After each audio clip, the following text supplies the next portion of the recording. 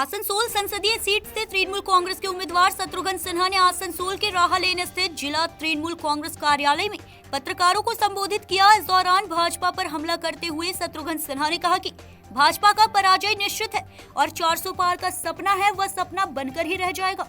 प्रधानमंत्री नरेंद्र मोदी और भाजपा नेता बार बार ये कह रहे हैं कि अब की बार 400 पार, लेकिन वित्त मंत्री के पति ने कहा कि भाजपा कितनी भी कोशिश क्यों न कर ले, भाजपा या एनडीए उसको इस बार मुश्किल से 200 से ज्यादा सीटें मिलेंगी। शत्रुघ्न सिन्हा का अपना आकलन यह है कि इस बार भारतीय जनता पार्टी या एनडीए गठबंधन को मुश्किल से 150 से 200 सीटें मिलेंगी। इस मौके पर शत्रुघ्न सिन्हा ने प्रधानमंत्री नरेंद्र मोदी पर सीधा प्रहार करते हुए कहा कि वह जुमले के सरदार हो गए हैं, क्योंकि उनकी कही गई एक भी बात, उनके द्वारा किया गया एक भी वादा पूरा नहीं हुआ है। वह सिर्फ लोगों को बरगलाने के लिए नए नए वादे करते हैं, नई नई बातें करते हैं, लेकिन उनका एक भी वादा पूरा नहीं होता और लोगों को अपनी पुरानी बातें भुलाने के लिए वह नई बातें को लेकर आते हैं, नए वादे करते हैं, जिससे कि लोग पुराने वादों को भूल जाएं, जिसे उन्होंने पूरा नहीं किया भूल जाएं। लेकिन अब ऐसा नहीं होने वाला है, क्योंकि अब लोग उनसे सवाल करने लगे हैं कि आप नए वादे कर रहे हैं, नई गारंटी दे रहे हैं, लेकिन आपके द्वारा दी गई पुरानी गारंटी का क्या हुआ, पुराने वादों का क्या हुआ। उन्होंने कहा कि इलेक्टोरल बॉन्ड का जो घोटाला है वह इस देश का ही नहीं बल्कि विश्व का सबसे बड़ा घोटाला है, और वह सिर्फ वह नहीं कह रहे हैं, यह बात देश की वित्त मंत्री निर्मला सीतारमण के पति, जो खुद भी एक बहुत बड़े और प्रख्यात अर्थशास्त्री हैं, उन्होंने भी यह बात कही है। उन्होंने कहा कि इलेक्टोरल बॉन्ड में जो घोटाला हुआ है उसका आंकड़ा इतना बड़ा है कि यह घोटाला विश्व का सबसे बड़ा आर्थिक घोटाला हो सकता है। उन्होंने कहा कि प्रधानमंत्री नरेंद्र मोदी और भाजपा नेता बार बार ये कह रहे हैं कि अब की बार 400 पार, लेकिन वित्त मंत्री के पति ने कहा कि बीजेपी कितनी भी कोशिश क्यों न कर ले, भाजपा या एनडीए उसको इस बार मुश्किल से 200 से ज्यादा सीट मिलेंगी। शत्रुघ्न सिन्हा ने कहा कि उनका अपना आकलन यह है कि इस बार भारतीय जनता पार्टी या एनडीए गठबंधन को मुश्किल से 150 से 200 सीटें मिलेंगी। उन्होंने कहा कि जिस तरह से प्रधानमंत्री नरेंद्र मोदी सहित भाजपा नेताओं द्वारा ममता बनर्जी जैसी राजनीतिक शख्सियत पर हमले किए जा रहे हैं, उसका जवाब यहाँ की जनता जरूर देगी, ठीक उसी तरह से देगी जिस तरह से 2021 में ममता बनर्जी पर हमला करने का जवाब भाजपा को मिला था। उन्होंने साफ कहा कि इस बार भाजपा की पराजय निश्चित है और 400 पार का सपना बनकर ही रह जाएगा। उन्होंने कहा कि प्रधानमंत्री नरेंद्र मोदी अब प्रधानमंत्री नहीं रहे, वह प्रचार मंत्री बन गए हैं, लेकिन वह कितना भी प्रचार क्यों न कर ले, भाजपा की नैया डूबने से वह नहीं बचा सकते। इस मौके पर राज्य के मंत्री मलय घटक, तृणमूल कांग्रेस के जिला अध्यक्ष पांडेश्वर के विधायक नरेंद्र नाथ चक्रवर्ती, जामुड़िया के विधायक हरेराम सिंह, आसनसोल नगर निगम के मेयर विधान उपाध्याय, चेयरमैन अमरनाथ चटर्जी, तृणमूल कांग्रेस प्रदेश कमेटी के सचिव वी शिवदासन दासु, पश्चिम वर्धमान जिला तृणमूल कांग्रेस के चेयरमैन उज्जवल चटर्जी सहित तृणमूल कांग्रेस के अन्य नेता कार्यकर्ता उपस्थित थे। आसनसोल से सत्यनारायण सिंह की रिपोर्ट। गोदी मीडिया या मोदी मीडिया जो कहता रहे, लेकिन हमारी वाणी यही है, हमारा ऑब्जर्वेशन यही है, हमारा अनुभव यही है।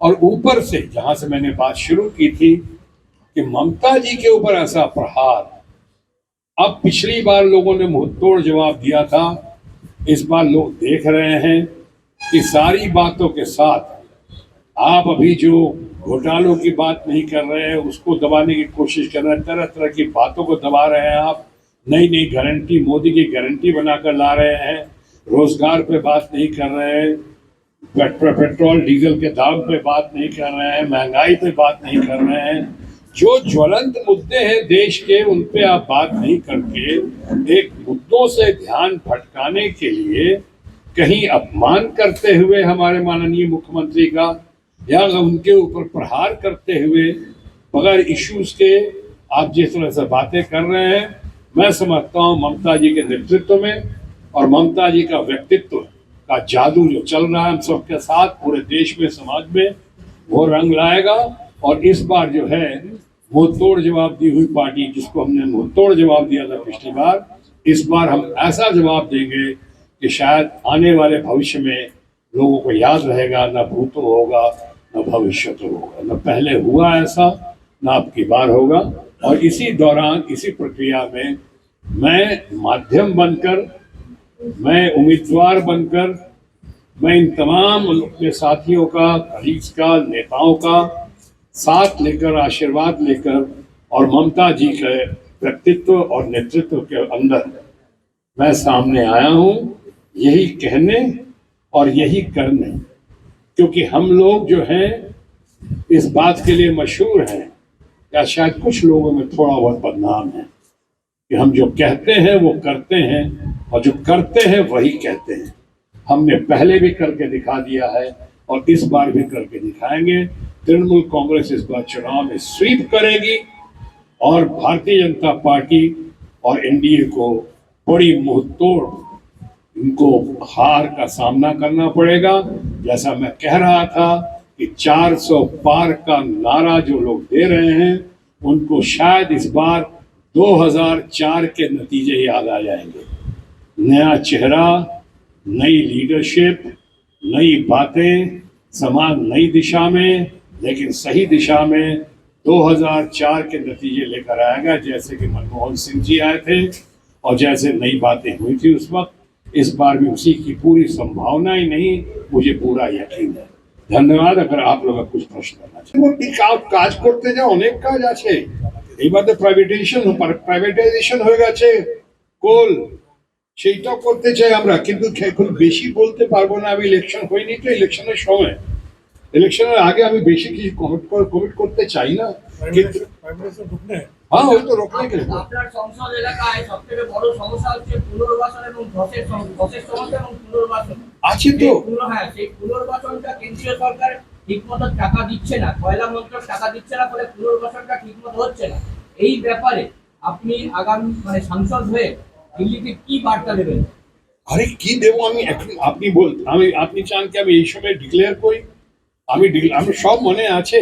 এখানে railway more than almost 60% land to belong to railway K belong করে এখানে, সেইটাও মনে আছে। ওরা অনেকজন আমাকে কমপ্লেন করেছে কি হচ্ছে, हमारा काम नहीं हो रहा है, हम कुछ कर नहीं पा रहे हैं, जमीन पानी नहीं मिल रहा है, सर्वेज का सिस्टम ब्लॉकेज हो रहा है, फलाना हो रहा है, सब आशे। किंतु ये सब तो हमारा प्रायोरिटी वाइज पूर्व। तो मैंने कहा सबसे बड़ा घोटाला जो है हुआ है और दिख रहा है, और उसका एक्सटॉर्शन रैकेट जो हुआ है जिसके जरिए वो है इलेक्ट्रल बॉन्ड घोटाला।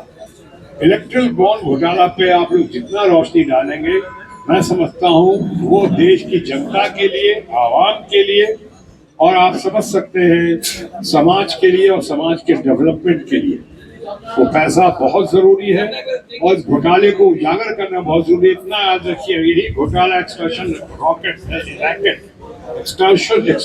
रैकेट अगर किसी और सरकार ने किया होता, विपक्ष ने किया होता, आप खुद ही बताइए क्या हालत होती। उसके इस्तीफा मांगा जाता, कहा जाता उसको इस्तीफा दो, ये करो वो करो, कानूनी कार्रवाई करो। यहाँ पे क्यों नहीं हो रहा है, जबकि संविधान का कोई इतना बड़ा उल्लंघन हुआ है और सुप्रीम कोर्ट ने कहा है कि अनकॉन्स्टिट्यूशनल है।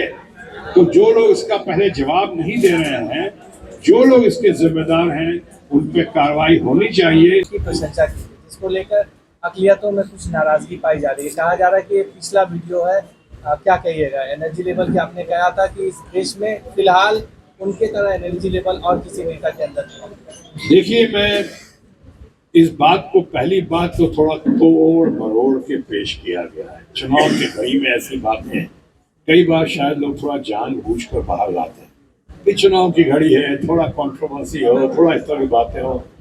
मैं पूरे दमखम के साथ कहता हूँ कि मैं तृणमूल कांग्रेस का एक अहम हिस्सा हूँ। मैं तृणमूल कांग्रेस का सिपाही हूँ, या फिर तृणमूल कांग्रेस का सिपा सालार हूँ। मैं ममता बनर्जी के साथ हूँ, ममता बनर्जी और उनकी टीम के साथ ही रहूँगा मैं।